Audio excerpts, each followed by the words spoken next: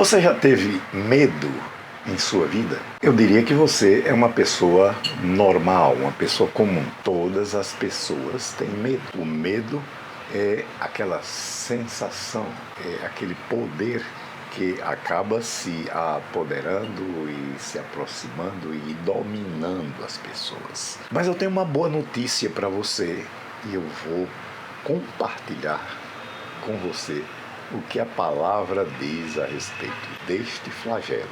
Eu sou Heleno Ávila, pastor auxiliar na comunidade Palavra da Fé, em Aracaju.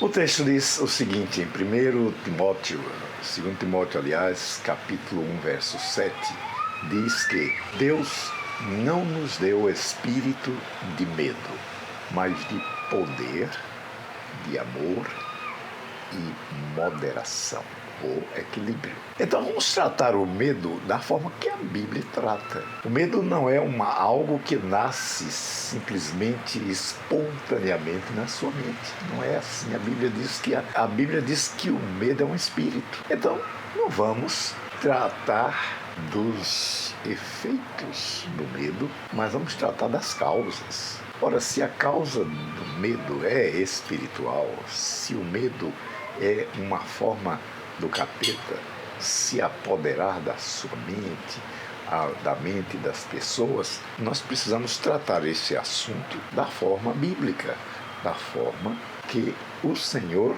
Jesus sempre tratou estes assuntos. Então, se o medo é um espírito, por que você procurar um profissional de autoajuda? Nada contra os profissionais de ajuda, mas se você está procurando algo que sirva para livrá-lo, para arrebatá-lo das garras do medo, você tem que começar da maneira certa, ou seja, tratando o assunto de forma correta. Você não pode tomar um remédio para dor de cabeça se você está com uma outra enfermidade. Então, se Deus não nos deu o espírito de medo, a primeira providência que temos que tomar é mandar o medo embora, ou fazer do medo alguém ou algo estranho. Eu diria alguém porque se é um espírito, ele é uma pessoa. Ele é proveniente de condutas espirituais. Então, o medo tendo uma origem espiritual, ele, sem dúvida alguma, tem um interesse espiritual, o interesse de quem envia o medo. Quem é a pessoa que manipula o medo? É, sem dúvida alguma, Satanás. O diabo é perito em fazer com que as pessoas sintam medo. Se você está tendo problemas com esta área, na área do medo, então você precisa reconhecer primeiro que o medo tem uma origem diabólica. Exatamente quem manipula o medo é o nosso adversário. Então você não pode simplesmente ignorar isso e achar que o medo nasceu na sua mente. Não. Ele se apossa da sua mente de maneira deliberada, de maneira capaz de lhe trazer as maiores e mais perigosas sensações. O medo, ele tem diversas faces. Nós não precisamos tratar das faces do medo, porque nós costumamos olhar aquilo que está ao nosso redor.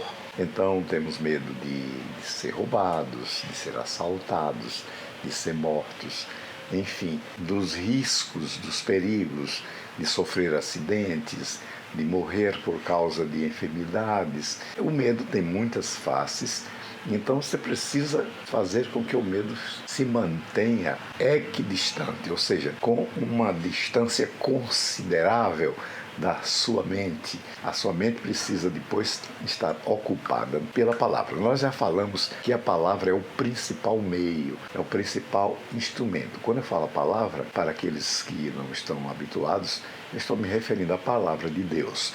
A palavra de Deus é aquilo que está escrito na Bíblia, que está agindo espiritualmente, mas explicado pela palavra, pelas Escrituras. Então, sua intimidade com as Escrituras vai fazer com que você combata o medo e vença o medo. Isso é fundamental. Então não há outra maneira de você escapar, de você se livrar do medo, a não ser que você se proteja através de instrumentos espirituais que mantenham, que o mantenham em comunhão com a verdade. Porque o que é que o medo faz? O medo, ele sendo um instrumento de Satanás, ele quer fazer com que as suas sensações se tornem a realidade principal da sua vida.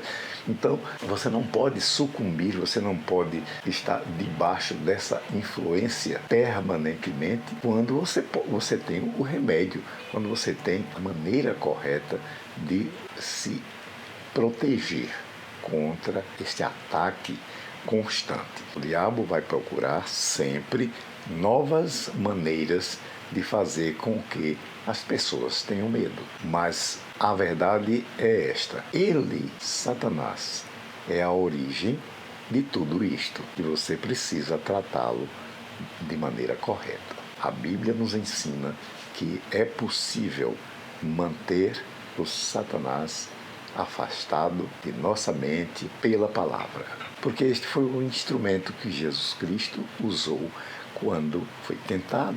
Em Lucas capítulo 4, mas está também em outros evangelhos, quando Satanás propunha algo a Jesus, ele respondia: está escrito. Você também pode usar do mesmo modo, da mesma maneira. Você pode se defender com a palavra dizendo: está escrito. Mas como dizer está escrito se você não conhece o conteúdo da palavra? Então, a primeira coisa que você deve fazer é conhecer a palavra. Você deve se apossar dela, a fim de que quando vierem os assédios, quando vierem as sugestões e as tentações, você possa firmemente dizer: está escrito. Seja abençoado com a prática da palavra. E não esqueça, compartilhe este vídeo. Muitas pessoas estão precisando deste conteúdo. Compartilhe este canal, curta